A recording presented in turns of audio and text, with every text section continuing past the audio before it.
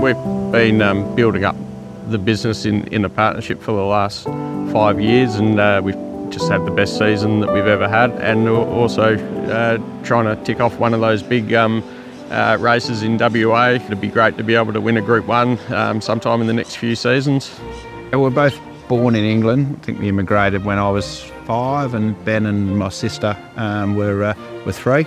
Yeah, so our parents wanted to move to Australia just for a better life for us as kids, to get us outdoors and give us more opportunities. Dad was always a big racing fan in England. I think when we were growing up, we spent that much time on the horses. We didn't have any time for anything else. It was before school we were out riding, and after school we were out riding. So yeah, it was all about the horses. Dad always owned horses. He had horses with Jeff Durant when we were growing up, so we'd always get to the races when we were kids, and so I guess it started from there, and then we got into eventing. So I went over to Sydney and worked for Heath and Rosie Ryan, who are high-level equestrian trainers. We all had dreams to ride at the Olympics at that stage, and I had the couple of horses that I got up to that sort of level. The skills that I learnt in that time are things that I certainly draw on now. I've always worked with animals, and especially the horses, but I started straight out of school doing a farrier apprenticeship, and that's always been a good skill to have. Vital Silver was one horse that I really enjoyed working with. He was the first horse that I rode every morning. He just had a bit of character about him, a nice big strong horse, and yeah, he was a really good horse to bond with, and sort of always felt like we had a bit of a connection. Like we're both involved in the running, but yeah, we've both got our different strengths, and we try and use those strengths accordingly to get the best out of the business. It's been 15 years in the making of the facilities here, so we're lucky enough to be able to purchase that off our parents, and I both have gone halves in the property. We're looking long term, and in the next 10 years we can keep doing what we're doing and keep ticking off as many races as we can. We don't actually work on top of each other a huge amount, as far as Ben rides all morning.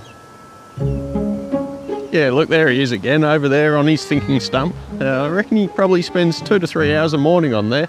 We're all over there doing all the work. There he is. I've been busy working. He's been leading Acromantula around for the last hour. Give him one more pat, Ben. We tend to go to the race meets separately, and it's more of a spreading the load. And then there's a lot of phone calls throughout the day. We'd make 30, 40 phone calls to each other throughout the day. So it is constantly bouncing ideas off each other.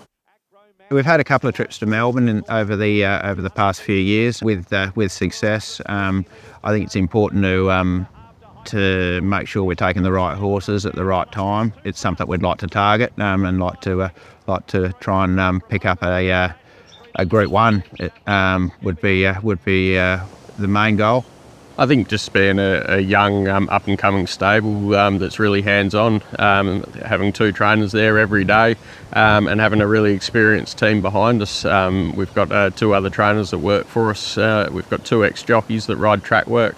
So yeah, it's a really experienced team to be able to handle everything in front of us. Having this rural environment, it's really good for the horses. We're lucky enough to have a really good facility, and we're close to the beach. Number 6, Dig Deep, for the brothers Pearce, has given them their first win in the Group 2 Karrakatta Plate. And what a story it is for the Connections. The Karrakatta Plate was a great win for us. It was early in our training partnership, so it was good to get one of the main Perth feature races ticked off, and it was a special win for a lot of the Connections as well. There was one of the fathers of the owner was quite ill, and his dying wish was to win a race. So to win a Karrakatta Plate, he was over the moon. He got to do the acceptance speech, and I think it was a real highlight. I'm with Dan Pearce. Dan, how about that? You're just taking out the Karrakatta. Oh, look, it's when you go to the sales and you buy a yearling and you get a group of owners involved. Look, this is what you dream of. We're obviously really happy with the result, and yeah, just like to say, look, this is what we do as far as buying horses and getting people into 5 and 10% shares. And you know, if anyone's wondering about getting involved, just have a look down and have a look at all these guys, and this is what it's about. Our most exciting horse heading into the Pinnacles would be Black Fantasy. Had a really good 3-year-old season, and had an injury setback, but he's had a long rehab and trialled really well, yeah, we're certainly looking forward to getting him back to the races.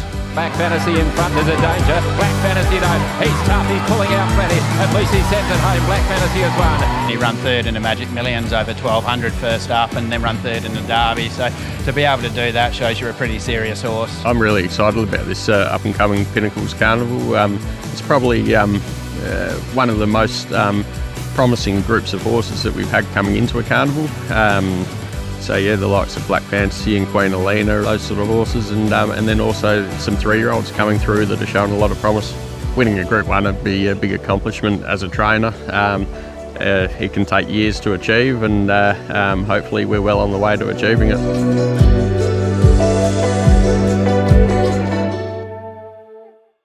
Imagine what you could be buying instead. For free and confidential support, call the number on the screen or visit the website.